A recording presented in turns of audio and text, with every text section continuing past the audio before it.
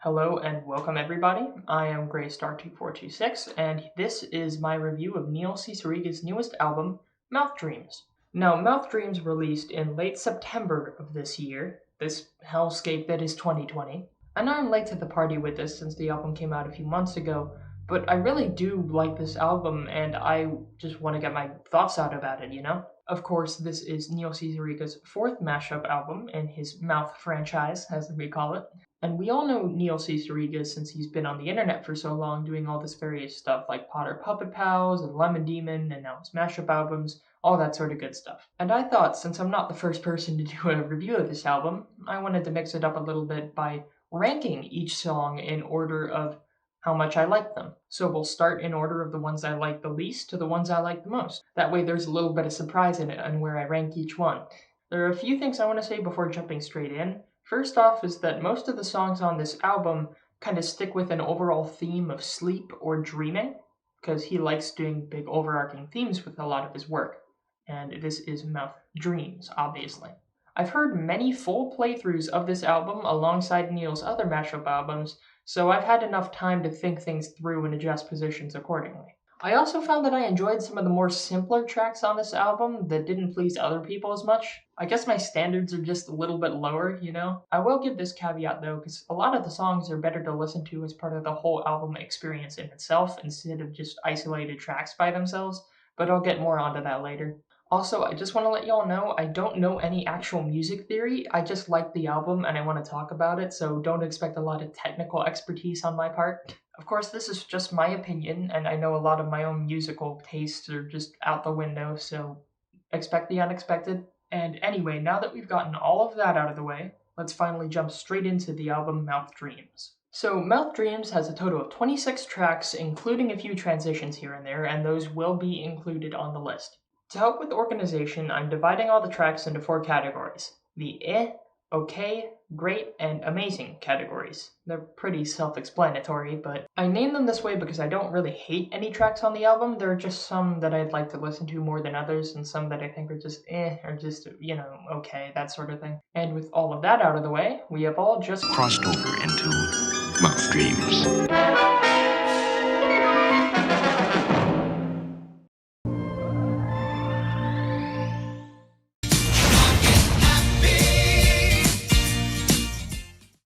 Alright, starting off the album, at number 26 we have Get Happy. This is a mix of the Partridge Family's Come On Get Happy alongside a little bit of a weird McDonald's commercial. First off, the song kinda overstays its welcome. It's pretty annoying. The harmonization over the instrumental almost saves the song, but not enough for me. Look, I bet Neil did design the song to be overly annoying, but why would you design a song to be annoying? I'd rather take a stupid combination than a boring one, and Come On Get Happy over and over again, it just doesn't do it for me. Oh well.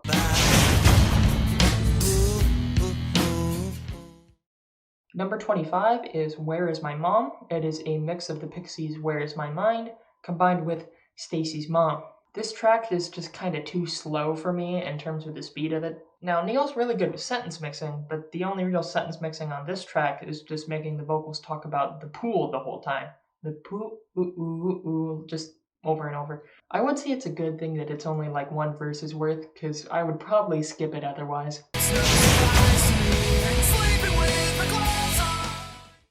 Number 24 is Sleepin'. This isn't really a mashup, it's just my own worst enemy, but it's overly messed with. Most of the sentence mixing is about sleeping or the woes of sleeping with my clothes on, that sort of thing. Again, it's a good thing it's kind of short because it's a little boring to me. It's okay. I don't hate it. It's just, and there's other tracks I would rather listen to, you know?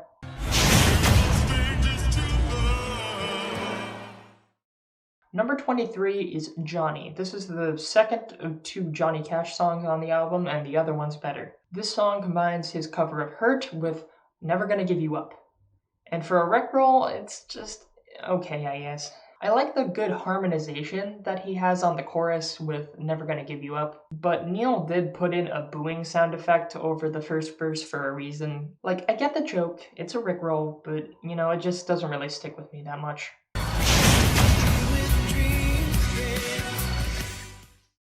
And to end the category, we will have the end of the album, Mouth Dreams Extra. This is the Backstreet Boys' Drowning instrumental and vocal alongside some really chopped up vocals of All Star by Smash Mouth. Of course, this is the only actual reference to Smash Mouth in the album.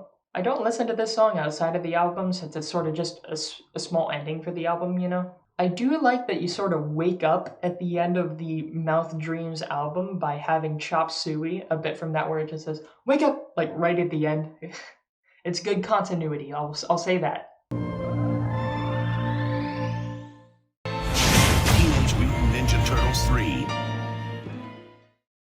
Beginning the OK category at number 21, we have The Outsiders. I'll cover this one here since it's not technically a mashup and it's more of a transition. Sorry if I mess up the pronunciation, but this track is basically various Don LaFontaine movie trailer sound bites that are thrown together in no order whatsoever. It's funny, I'll give it that. It is pretty funny, especially just the announcer guy saying like, Teenage Mutant Ninja Turtles 3 or Bumblebee Tuna or whatever, just on and on. It's funny, but you know, it's something you listen to in the album itself. You don't really listen to it outside of the album. I admit the randomness of people being sort of listed off like that, it kind of reminds me of a similar transition called Shady Interlude in Mouth Moods, if anyone remembers that one. I really do like this, but since it's not a full track, that's why it has the position that it has. Having trouble trying to sleep. At number 20, we have My Mouth, which is Brain Stew combined with the instrumental of Dream On. To me, this song just sounds like a laundry list of symptoms Billy Joe Armstrong is complaining to his doctor about at a checkup. That's just the vibe it gave me. The sort of slowed down and slurred vocals, they almost work, but it's just too long, honestly, and it drags out way too far, and I end up skipping most of it because of how long it is.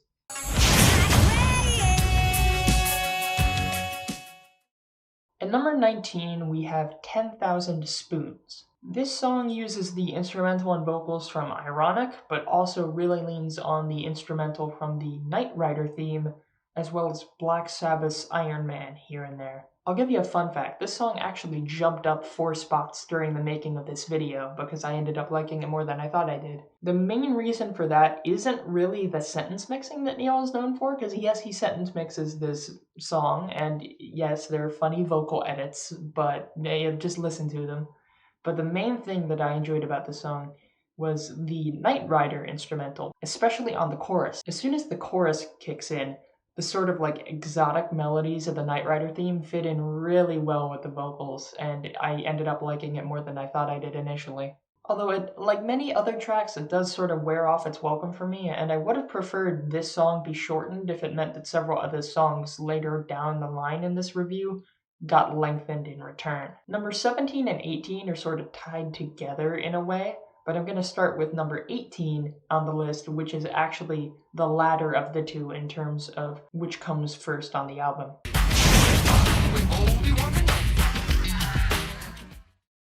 Number 18, Limp Wicket combines the vocals from Nookie alongside vocals and instrumental from a rap about Ewoks from when Star Wars was first getting popular that I'm pretty sure no one listened to, and if they did, I feel sorry for them. This song on its own is pretty cheesy and funny, but if you listen to it right after the first one, it can sort of drone on since it uses a lot of the same crossovers. The novelty kind of wears out after the first few listens, and the instrumental almost saves it because it's pretty decent. I like that he tried to use a lesser known song with the Ewok one, because he usually tries to use a lesser known track for some of his mashup albums in the past. The song is interesting though, and I do like that they brought Nookie back in a more intense fashion at the very end as a refrain from the previous track.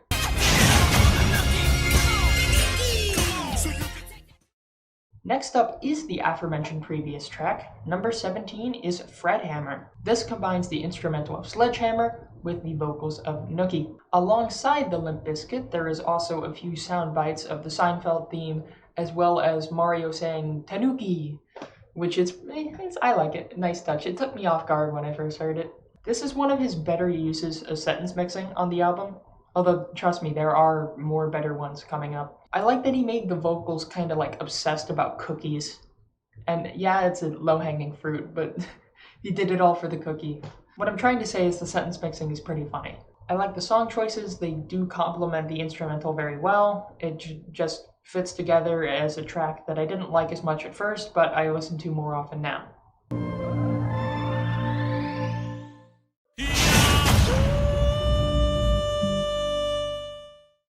Okay, starting off the great category is the very first track on the album, titled Yahoo for number 16. This is the first thing you'll hear on the album, and you'll be confused at first, but as this track goes along, it just gets more and more beautiful. If you told me I would end up liking a song that has only Yahoo as its only vocal, I would be laughing at you, but this is pretty good. The harmonization on the word Yahoo, the further this track goes along, it almost brings a tear to your eye. Like, it's that good. I will end up sort of skipping towards the end of this track when I start another album listen through, because the first half is just okay. It only gets good in the second half. But the words I would use to describe Yahoo is unironically beautiful, as much as you can for yodeling. Beyond it is another door. This door is another dimension. Now we get to number 15, Burger King foot lettuce. Okay, I apologize for that one. All jokes aside, number 15 goes to the intro of the album, called Mouth Dreams Intro, and it mainly is just a vocal edit of the Twilight Zone theme. It's a very Neil opening. I know that's kind of a weird thing to say, but just using the voice of Rod Serling to just introduce all of this is pretty interesting. And I love the stupid YouTube poop level sentence mixing with it. Like, beyond it is another door. This door is the key to imagine, like, all this dumb stuff. My favorite part, of course, is when he makes Rod say, mouth dreams. Mouth dreams. At the very end. It's pretty good. And again, since it's not a full track, that's why it's at this point on the album, since it's more of a transition.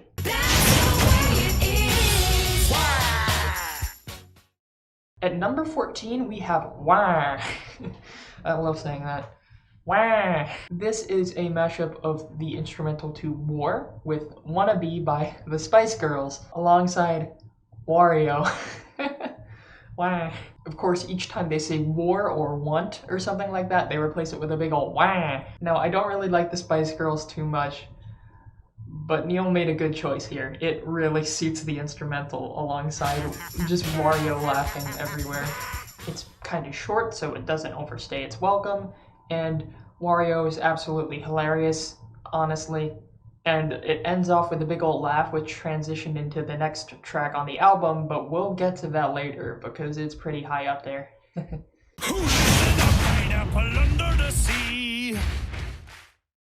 At number 13, we have the second full track on the album, which is called Sponge Rock. Now, this is probably one of the most known tracks of the album due to how early it comes along and how recognizable it is. This is the instrumental and some of the vocals to We Will Rock You, alongside the SpongeBob SquarePants theme. Now, this is a SoundCloud mashup. I will say that it's something I would think to make, because I don't make the best mashups, believe me. But he does a really good job with it. I actually find this song a bit more replayable than some other reviewers do. Fantano. But I do think it's kind of unironically a bop. It could have been a bit shorter, and I agree with some people that it does kind of overstay its welcome, but I'm not gonna skip it when I hear it. You know, the stomp stomp clap and the SpongeBob SquarePants. It really fits, to me at least. I think it fits pretty well.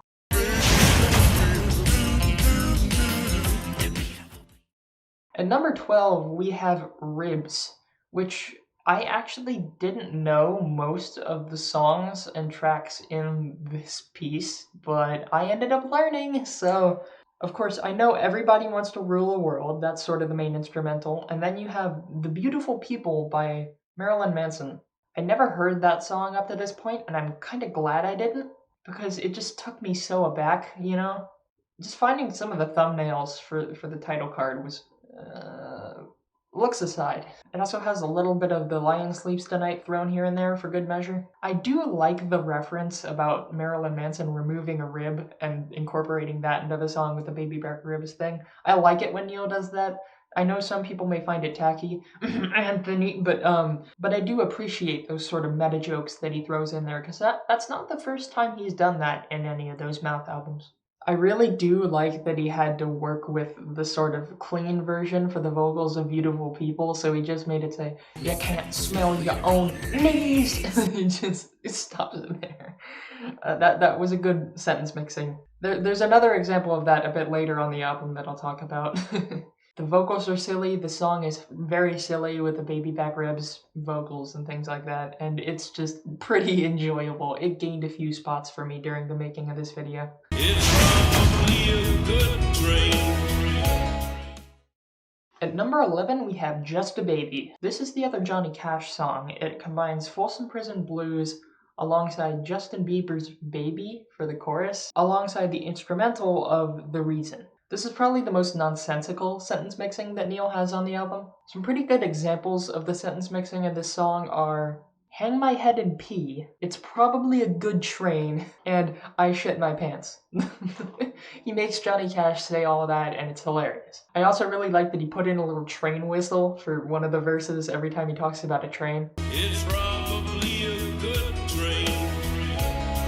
Also, Neil's manipulation of Baby to make kind of harmonies with Justin Bieber's voice was unexpected, and I liked it, and I think it complemented the song pretty well.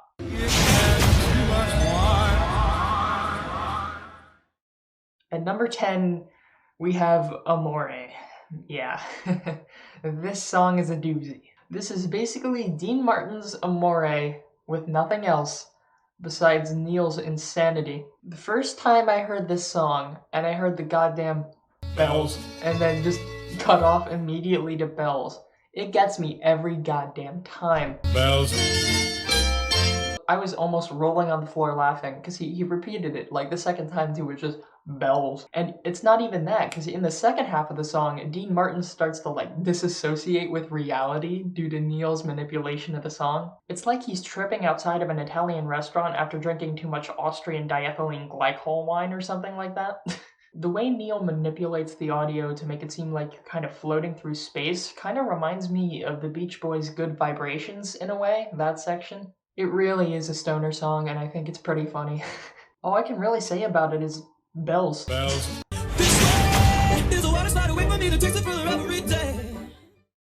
At number 9, we have Ain't. This is the second of two classical tracks that Neil put after the official end of the album, and I love both of them. Ain't is a combination of In the Hall of the Mountain King with Weezer's Say It Ain't So. This song was on my mind a lot recently, and it actually inspired me to make the one Weezer mashup with Toho that I did recently. Link to it's in the description or somewhere. Shameless plug aside, Weezer's songs have sort of been on Neil's radar for a little while. I will say that this song is better than 2014 Say It Ain't SoCal by Neil. This is the better of the two Weezer mashups. Neil does a good job of sort of pacing it well to match the vocals with In the Hall of the Mountain King's building tempo as it starts to get faster and faster. I really like that he added like blowing on a bottle as a sound effect, like, you know, that sort of thing. But he does that right after the lyrics say, "The bottle is ready to blow." And it took me a few tries to notice it, and a YouTube comment pointed it out to me, and I thought that was hilarious. The final hook of this song, starting with the words "Dear Daddy, I Write You," is easily the best part of this, because that's when the music's starting to get its most intense, and it's pretty good. Although I will admit the climax is not as good as the climax to number 8 on the album, Beethoven.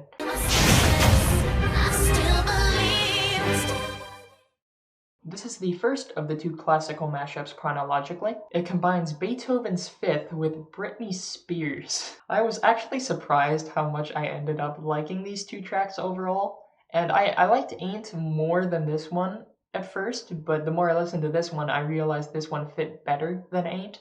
especially because Britney Spears already has these like layered harmonies that do fit pretty well over the string-based instruments of the symphony. And the final 5 seconds where she goes, hit me, da-da-da baby, da-da-da hit me baby, one more time. Like that's the best part right there. Easily the best part of the track.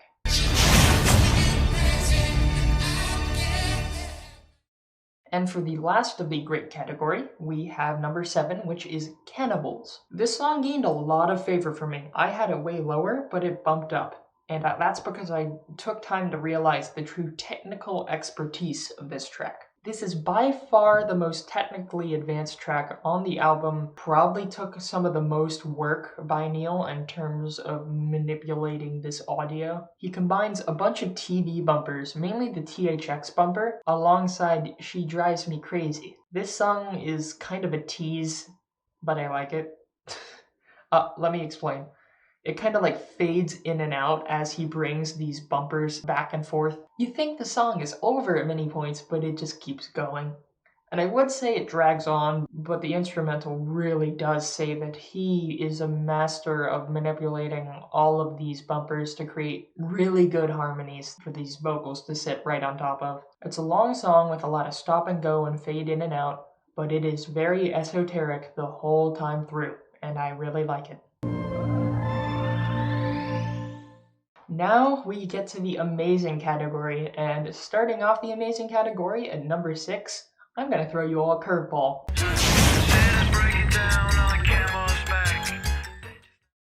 Number 6 is Pee Wee Inc.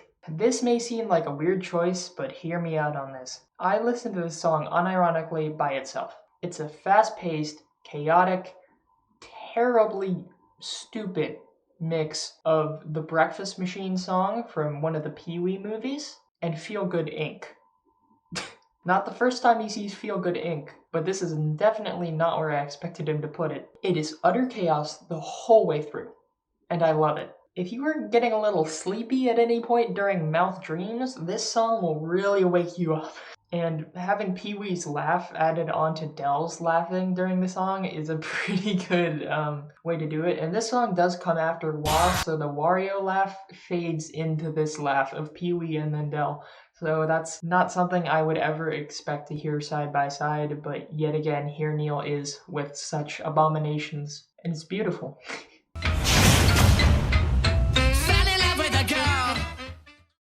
Number 5 is White House. This is the sort of cartoon jazz theme called Powerhouse that has been in a lot of cartoons, mixed alongside Fell in Love with a Girl by the White Stripes. Honestly, the mesh of these two is pretty groovy the whole way through.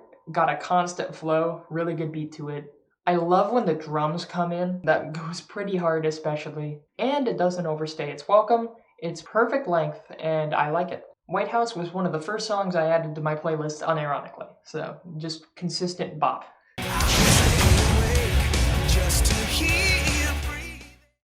Number 4, we have Arrowlong, which is I Don't Want to Miss a Thing alongside Everlong. Quite an interesting combination. I actually liked the verse of this song more than the chorus of it, because it just has this smooth, consistent flow that really... Like, if you hadn't heard either of these songs, you would have thought that was a regular song, the way they fit together. The chorus is a bit too meme-ish, sort of. Like, I get it, it's funny, haha, I do want to miss a thing, you know, that sort of sentence mixing that just messes with it. But the isolated sentence mixing did get a chuckle out of me, I do admit that. My only gripe with this is it's way too short. I would have liked it to be extended, because it needed more than one verse in it.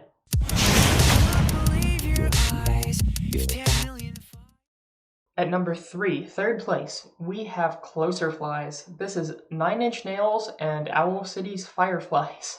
Another fun fact, this song jumped up like 3 spots during the making of this video because, again, the instrumental really grew on me. Like, I was bopping my head the whole time, like, especially alongside the synths of Closer, because this is not the first time I've heard Closer in a mashup. There's almost an inaudible boing sound effect after the word stare, which I'm pretty sure is a reference to Wow Wow from Mouth Moods, which I really do appreciate. Also, this song sort of reminds me of Siva Gunner's 9 Inch Hedgehog Stew. If you haven't heard that, that's pretty good. Please just watch See Gunner as well. Great channel. I don't know. I like this song. I like anything that has Closer in it, and Fireflies is also pretty easy to make mashups out of, so even if it's low-hanging fruit, I like it. Psycho killer, bed's on fire. At number 2, in second place, we have Super Killer. This is Super Freak, shoved together with Psycho Killer by Talking Heads.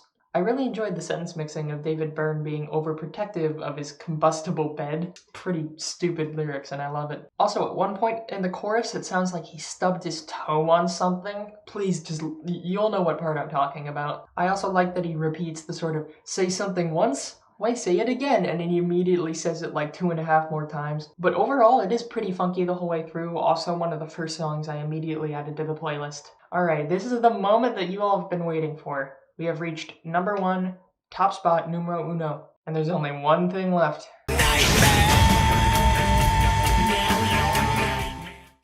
Number 1 is Night Movin'. This is Billy Joel's Moving Out alongside Avenged Sevenfold's Nightmare. And God, is it a nightmare. A beautiful nightmare. This is, to me at least, easily the best fit between vocals and instrumental of any of the mashups on this album. It just fits perfectly. I hate to admit this, but I haven't heard either of these songs before I listened to this mashup. And of course, to me, I knew it was a mashup, but it just sounded natural to me. I didn't know Billy Joel was moving out, which is kind of, I hate to admit that, but I know a lot of his other stuff, just not moving out. The guitar of Moving Out especially fits with the vocals of Nightmare. Like, it's a match made in heaven, really. Also, the album version of this song is way too short. There is an extended version on YouTube, but I'm pretty sure that's a fan extension, and I think Neil may have made his own edits or his own version of Moving Out's instrumental, because the extended one just sounds different. But then again, I still do listen to the extended version as well. I guess the only good thing about this song being so short on the album, besides being my favorite, is that he ends the song on the vocals, "'Cause it ain't over yet," and then it just cuts off right there. 'Cause it ain't over yet. Stupid. Well, there you have it. That is my ranked review of Neil Cicerega's Mouth Dreams. Here, of course, is an overall recap of the ranking of each song, as well as their position in the album. While I did enjoy a lot of tracks from this album, I'd say there were only 5 or 6 I would add unironically to my regular playlists. I would say it's better to listen to this album as a complete package rather than isolated tracks, because that's really where it shines with the transitions and everything. I'd say that even more so than Neil's previous albums, because this one really relies on the tracks around it to sort of push it through each one. I would say that the overall album I like the most of Neil's with his mashups is going to be Mouth Moods, because it just has more individual tracks that I like.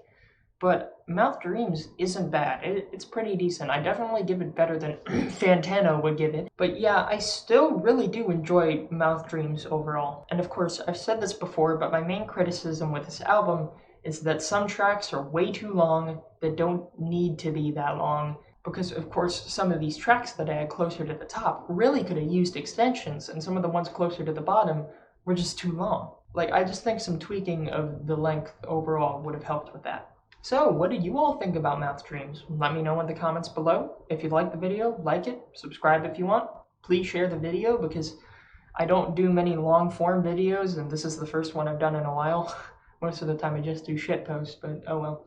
So yeah, that's pretty much it. I hope you enjoyed the video, and have a good rest of your day.